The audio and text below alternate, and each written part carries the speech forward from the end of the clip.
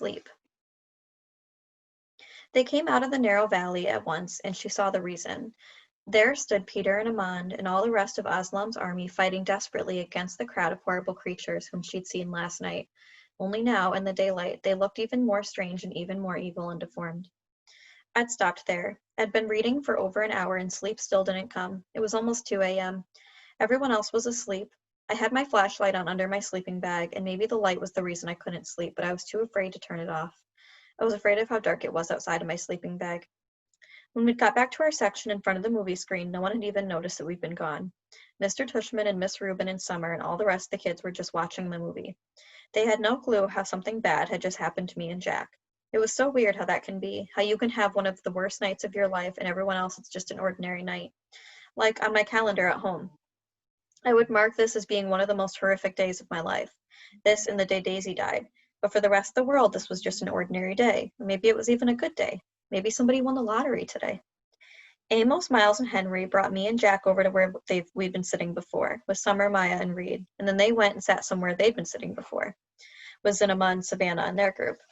In a way, everything was exactly how we left it before we went looking for the toilets. The sky was the same, the movie was the same, everyone's faces were the same, but mine was the same. But something was different, something had changed. I could see Miles and Henry and Amos telling their group about what had just happened. I knew they were talking about it because they kept looking over at me while they were talking. And even though the movie was playing, people were whispering in the dark. News like that spreads fast. It was what everyone was talking about on the bus ride back to the cabins. All the girls, even girls I didn't even know well, were asking me if I was okay.